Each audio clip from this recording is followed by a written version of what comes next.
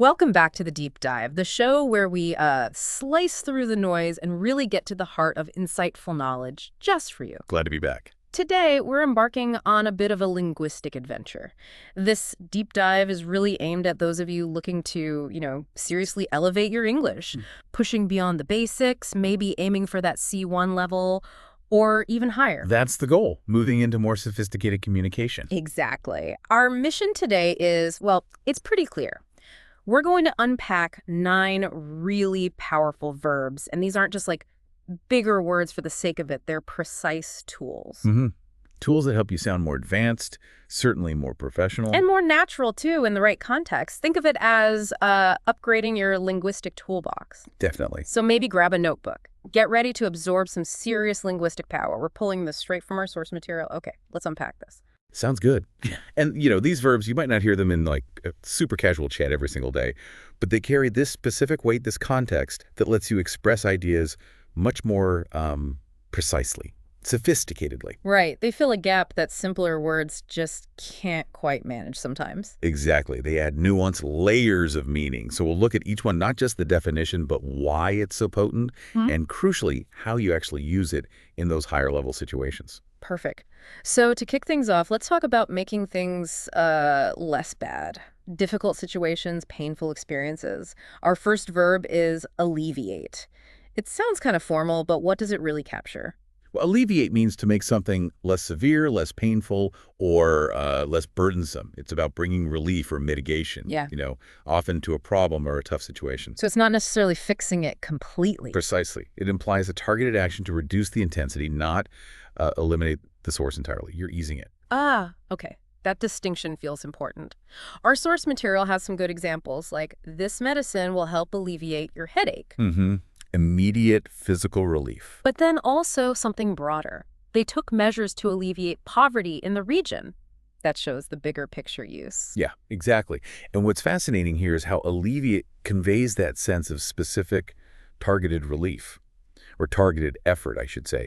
It's not just fixing poverty. It's actively working to reduce its impact, lessen the burden. Makes sense. You could also say the new policies are designed to alleviate traffic congestion. Or even personally, talking to a friend can often alleviate feelings of loneliness. The key is easing the burden. And you see it a lot in formal contexts, news reports, academic stuff. What need there specifically? Because it indicates a thoughtful, maybe strategic approach. Yeah. Not just a quick fix, a considered response. Right, softening the blow, like you said. Okay, moving on from reducing severity, let's talk about beginnings. We all say start or begin all the time. But there's a great alternative for more formal moments. Commence. Yes, commence. It simply means to begin or to start. But like you said, it's the more formal, often more official counterpart. You wouldn't say commence the car, right? Probably not. Unless you're being deliberately grand, maybe. You start a car, you start a chat, you commence a ceremony. And that's the example from our source. The ceremony will commence at 3 p.m. That immediately sounds important. Planned. Exactly right. If we connect this to the bigger picture, using commence instantly elevates the formality of a statement. It's a deliberate choice. When you want to signal something official is happening. Precisely. Or something with a certain gravity. Think legal stuff. The trial will commence next week. Or business. The company will commence operations. In the new facility next quarter. Yeah, I can hear that. Or even a structured personal plan, maybe. We plan to commence construction in the spring. It adds significance. Implies structure. Not spontaneous. Not spontaneous, no. It signals importance right from the, commencement. Nicely done. Okay, that sense of a structured official beginning is clear. From beginnings, let's talk about revelations. Hidden information, our next verb, disclose. What's the story here? Disclose. This one means to reveal or make something known. Usually it's information that was previously hidden, secret, or maybe just not widely known. It often implies a deliberate act, making something transparent, sometimes reluctantly. Pulling back the curtain, essentially, often on something kept private on purpose. Could be. The source example is telling. The company refused to disclose details about the new project. Right. That implies they had details but chose not to share, maybe competitive reasons. Exactly. That highlights the secrecy context. Disclosing moves information from private to public. And this raises an important question about transparency, doesn't it? What info should be disclosed? Yeah, definitely. Where do you usually see this word? Very common in business, legal settings, news reports, like politicians are required to disclose their financial assets. Ah, okay. Transparency rules. Or legally, the witness was compelled to disclose all relevant information. There's an expectation of honesty there, completeness. So it's stronger than just tell or show. Much stronger, yeah.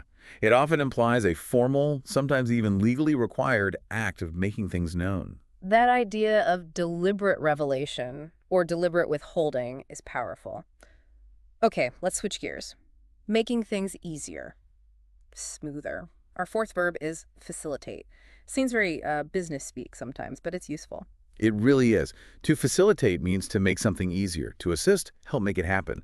You're basically providing support or resources or just the right conditions so something can occur more smoothly, more effectively. So you're not doing the task yourself, but helping it along. Exactly. Removing obstacles, paving the way, so to speak. We've got two examples. The teacher used games to facilitate learning, making it easier, more engaging for students. Good one. And the new app facilitates online payments, making a process simpler through technology.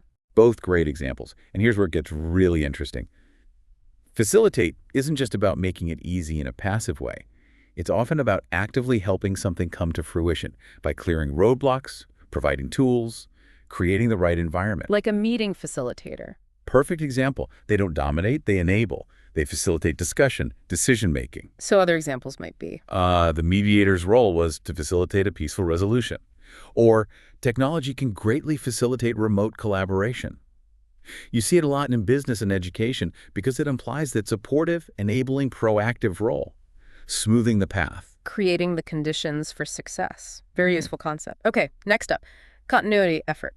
The verb is sustain. This feels like it's about keeping something going, right? Precisely. Sustain means to keep something going or maintain it over time, especially when it's difficult or there are challenges. It implies endurance, persistence, an active effort to keep something at a certain level or state. The examples show this. It's difficult to sustain high energy levels during a long meeting. We've all been there. Absolutely. And they work hard to sustain economic growth.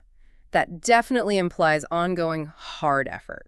Yeah, and what's fascinating here is how sustain implies not just continuation, but that active, often difficult effort. It's about maintenance against potential decline. You're not just letting it happen, you're actively supporting it, keeping it alive. Like propping something up. In a way, yeah.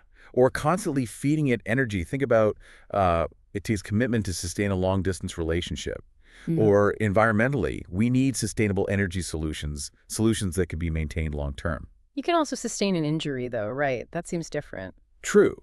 That usage highlights how something can continue to exist, even if unwanted. But the core idea is still continuation or maintenance over time. Often implies resilience or active effort in other contexts. That active effort part really distinguishes it from just continue. Okay, let's flip to the other side. Weakening things, often subtly. Verb number 6 is undermine. It suggests something gradual, maybe a bit sneaky. That's a good way to put it. Undermine means to weaken or damage something, usually gradually, insidiously, often by subtle or indirect means. It's not a sudden crash, more like a slow erosion. The examples seem to fit that. Negative comments can undermine your confidence. It chips away at it. Exactly. And his actions undermine the team's efforts. Again, weakening effectiveness over time, maybe not obviously at first. Precisely. If we connect this to the bigger picture, undermine highlights a slow, often insidious form of damage, hidden harm sometimes. Think of a manager constantly second-guessing someone publicly. Her criticism began to undermine his credibility. Right. Makes them look less capable. Or politically, rumors can quickly undermine public trust. It suggests a weakening of the foundation, making something less stable, less secure. Eroding from beneath. It's a really useful word for that kind of subtle long-term damage. Okay, on a more positive note, let's talk about public support, our 7th verb, advocate. Advocate. This means to publicly support or recommend something, often a cause, a policy, an idea. It's about speaking up for something you believe in, promoting it, defending it. The example is clear. She advocates for equal rights and social justice. That's active. Public support. Campaigning, maybe? That's right. It implies action. And what's useful is that advocate can also be a noun. Like she is an advocate for the environment. Exactly. A person who does the advocating. As a verb, it implies that active, often vocal endorsement, maybe on behalf of others or a principal. So more than just agreeing. Oh, definitely. Like many organizations advocate for increased funding for education. They're actively pushing for it, or the doctor will advocate for the patient's best interests. It's using your voice, your influence to champion something. Very active support. Okay, so what does this all mean for you? Well, advocate gives you this really strong way to talk about supporting things publicly, becoming a proponent. All right, now let's talk about strengthening things again, but maybe in a different way than sustain, reinforce. Reinforce. This means to strengthen or support something, making it more robust, firmer, more impactful, and it works both physically and metaphorically. The examples show that split perfectly. The coach reinforced the importance of teamwork. That's strengthening an idea, a principle, abstract. But then we need to reinforce these structures before the storm arrives. That's physical, concrete, adding supports. Exactly. And this raises an important question about how we build resilience, right? Whether it's in buildings or ideas. Reinforce is super versatile because of that. Tangible things like foundations, but also intangible things, beliefs, habits, market position. Like positive feedback can reinforce good habits. Perfect. Or strategically, the company plans to reinforce its market position. You're adding strength, making something more resilient, more deeply held, more effective. Providing extra support, making it less likely to fail or be forgotten. Got it. And finally, our 9th verb. This one's about deep thinking. Contemplate. Contemplate. Yes, this means to think deeply, thoughtfully, often for a while. It's not a quick, casual thought. It's serious, reflective consideration. Suggests calmness, weighing things up. The examples really paint a picture. He contemplated moving abroad for a new job. That's a huge decision. Needs real thought. Not a snap judgment, no. And she sat quietly, contemplating the meaning of life.